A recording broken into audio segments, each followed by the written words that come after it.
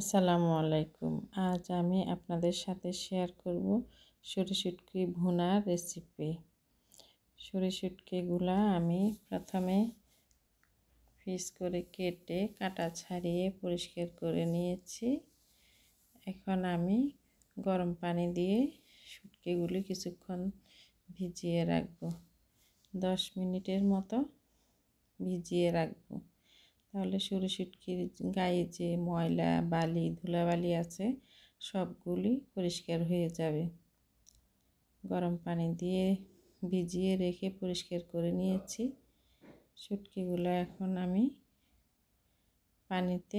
পাতিলে দিয়ে সিদ্ধ দিব। লবণ হলুদ কিছুই দিব না, শুধু পানি দিয়ে চুলায় বসিয়ে দিব। শুটকিগুলো মোটামুটি সিদ্ধ হয়ে আসছে। একটু ঠান্ডা করে আমি শুটকিগুলোর কাটা মাঝখানে যে কাটা আছে কাটাটা বেছে নেব।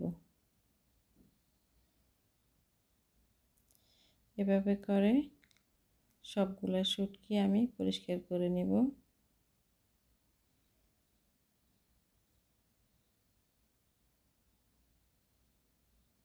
তাহলে আর কাটা থাকবে না। সবগুলো শুটকি পরিষ্কার হয়ে গেল। শুটকির জন্য আমি বিভিন্ন উপকরণগুলো রেডি করেছি। কয়েক কোয়া রসুন, বড় 2টা কাঁচা পেঁয়াজ, 2টা টমেটো কুচি এবং 2টা কাঁচামরিচ কুচি। এখন আমি এখানে গরম পানি নিয়েছি বাটিতে। 1 চা চামচ লবণ, হাফ চা চামচ হলুদের গুঁড়ো, 2 চা চামচ মরিচের গুঁড়া, 1 চা চামচ জিরার গুঁড়া, 1 চা চামচ ধনিয়ার গুঁড়া। সবগুলা মশলা একসাথে নিয়ে পানিতে গোলায় নিব।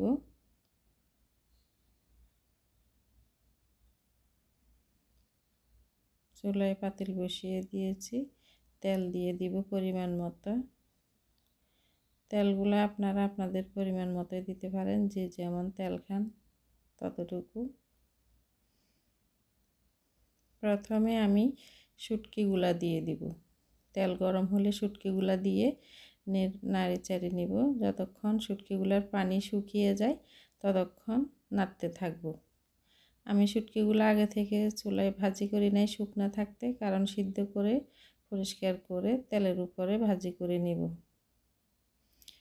শুটকিতে যে পানি বের হয়েছে পানিগুলো টেনে আসছে। এখন আমি প্রথমে পেঁয়াজগুলা দিব। পেঁয়াজ দিয়ে একটু হালকা করে নেড়ে নিব। পেঁয়াজগুলো আমি ব্রাউন কালার করব না, ব্রাউন কালার করলে খুব তাড়াতাড়ি পেঁয়াজগুলো গলে যাবে। পেঁয়াজগুলো মোটামুটি একটু আস্ত থাকার জন্য আমি আদা কাঁচা পেঁয়াজে সবগুলা মশলা দিয়ে দিব। এখন দিব রসুন, কাঁচামরিচ দিয়ে একটু নেড়ে নিব।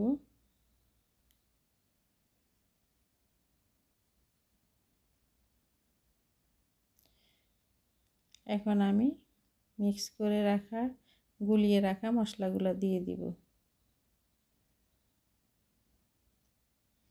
ভালো করে একটু নেড়ে দিব, সবগুলো উপকরণ মিশিয়ে যায় মতো।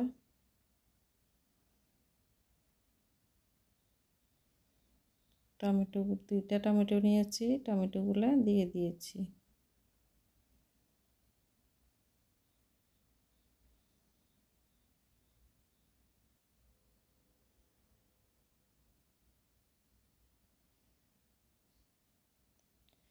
পানি দিব।